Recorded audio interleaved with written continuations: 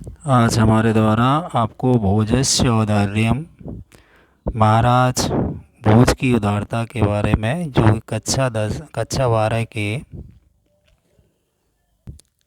आज हमारे द्वारा कक्षा 12 के संस्कृत दिग्दर्शिका के भोजस्य औदार्यम यानी कि राजा भोज की उदारता नामक पाठ हम आपके सामने प्रेषित कर रहे हैं, जो कि जिसका हिंदी अनुवाद कक्षा 12 में परीक्षाओं में अक्सर पूछा जाता है। इसमें लिखा हुआ है कि तत् कदाचित द्वारपाल आगत्य महाराजम भोजम प्राह देव। कहने का तात्पर्य है तभी कदाचित किसी द्वारपाल ने आगत्य आकर के महाराजम भोजम महाराज भोज से प्राह कहा। तभी किसी द्वारपाल ने आकर महाराज भोज से कहा, देव हे महाराज, कौपीनावशेषो विद्वान द्वारे वर्तते। एक ऐसा विद्वान है जिसके तन पर केवल कौपीनावशेषो केवल लंगोटी शेष है, द्वार पर खड़ा हुआ है।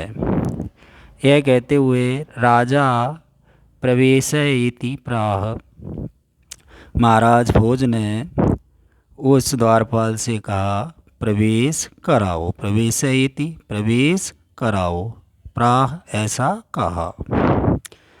तथा प्रविष्टा सा कविया भोजमालोक के अध में दरिद्रनाशो भविष्यति।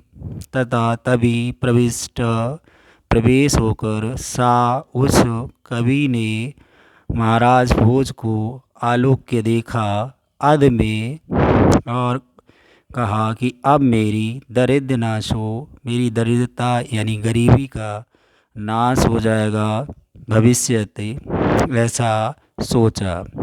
मत्वा तुष्टो हर्षाश्रूणि मुमोच, और उसे प्रसन्नता के, हर्ष में होता है प्रसन्नता के आंसू आ गए।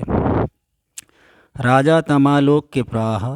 तब राजा ने तमा उसे आलोक के देखकर प्राह कहा। तब राजा ने उसे देखकर कहा, कवि हे कवि, किम रोदसी क्यों रो रहे हो, किम रोदसी क्यों रो रहे हो, इति ऐसा कहा। तथा कविरा, तब कवि ने कहा, राजन आकर्ण्य सुनिए, आकर्ण्य इधर आओ और मेरी बात को सुनिए। मदगृह स्थितम, मेरी घर की स्थिति को सुनिए। इसके बाद होता क्या है, तब कवि महाराज भोज को अपने बारे में जानकारी बताता है।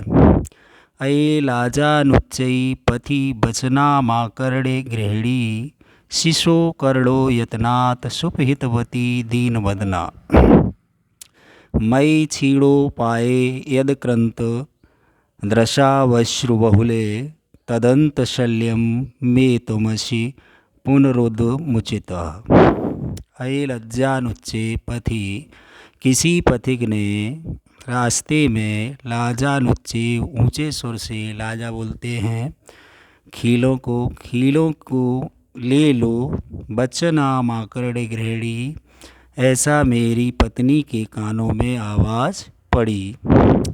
शिशो कर्णो, शिशो का मतलब होता है बच्चे, उसके 2 बच्चे थे। शिशो कर्णो यतनात् सुपहितवती दीन वदना, दीन वदन का मतलब होता है दीन मुख वाली।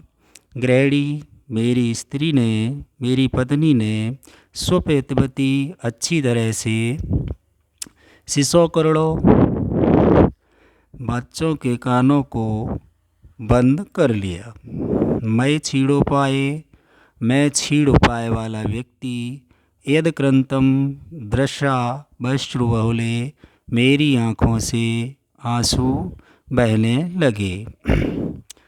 तदंता शल्यम में, और ये बात मेरे हृदय में शल्य यानी कांटे की भांति चुभी।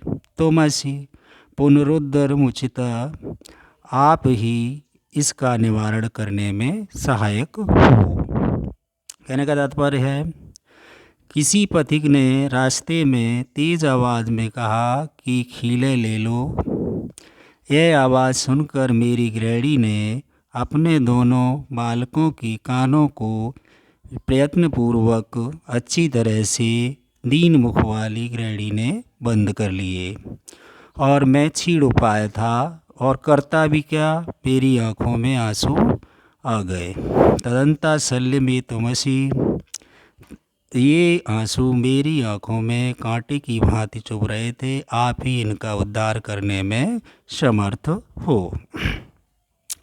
राजा शिव शिव इति उदीर्यन, राजा ने शिव शिव कहते हुए प्रत्यक्षरम लक्षम दत्वा प्राह, प्रत्येक अक्षर पर 1-1 लाख देने को कहा। त्वरितम गच्छ गेहम, जल्दी आप घर जाओ।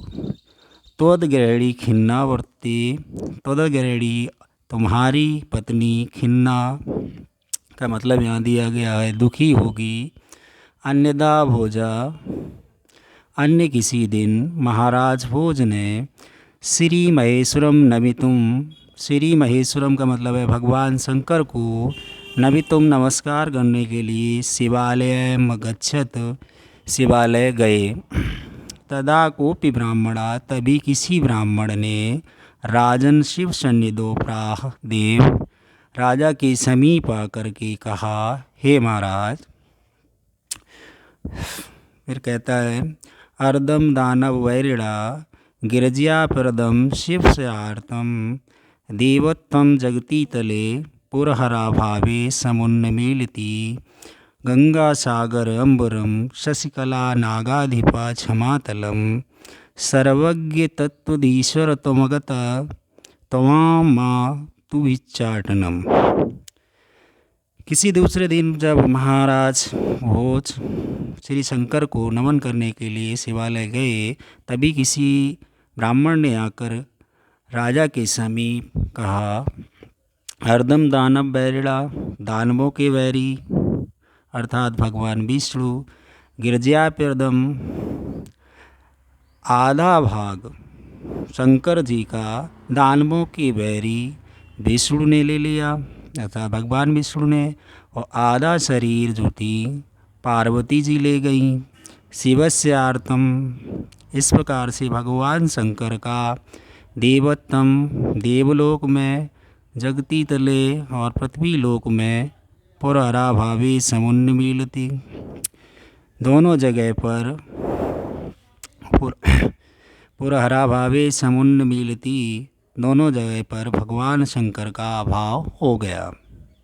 गंगा सागर अंबरम, गंगा थी वो आसमान में चली गई।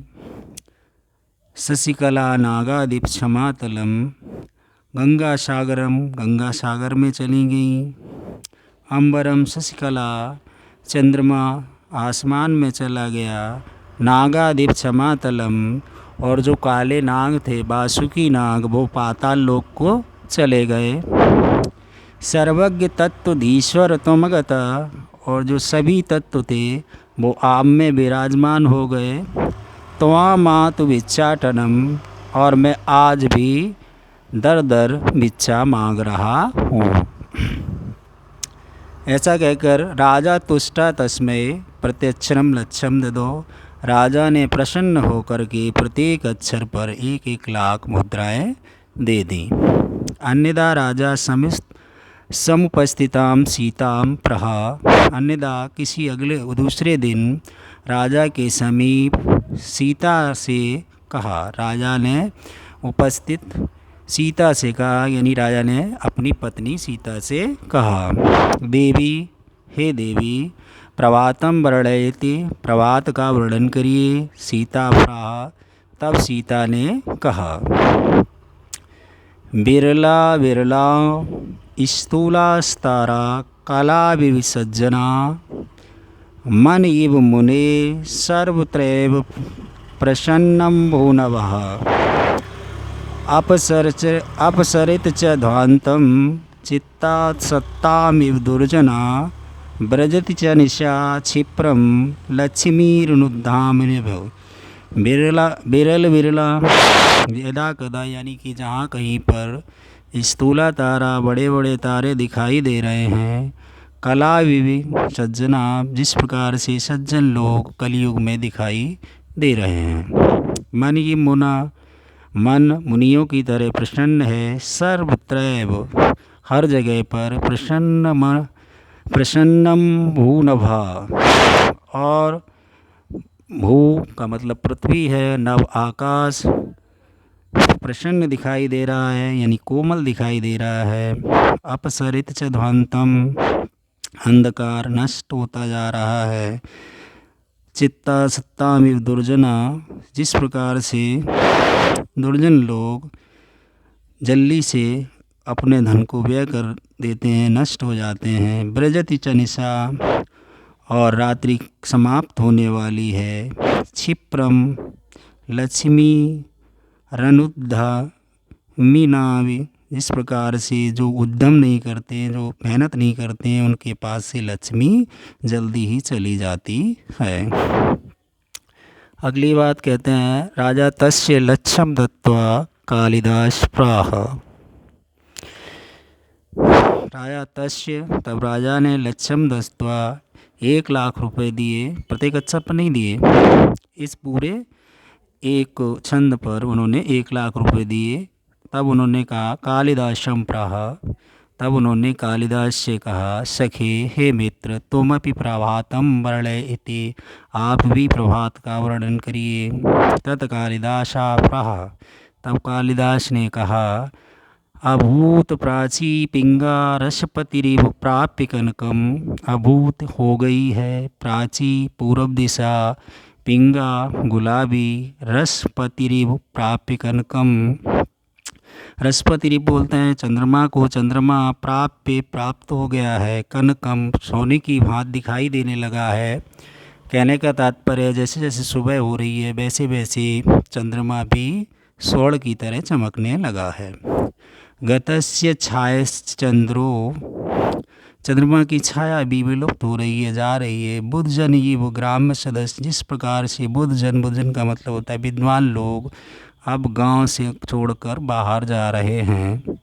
क्षणम क्षीणास्तारा नृपते इमान उद्धम परा, क्षणम क्षीणास्तारा, तारे पल पल क्षीण हो रहे हैं। नृपते इमान उद्धम परा, जिस प्रकार से अनुद्यमी राजा जल्दी ही नष्ट होते जा रहे हैं।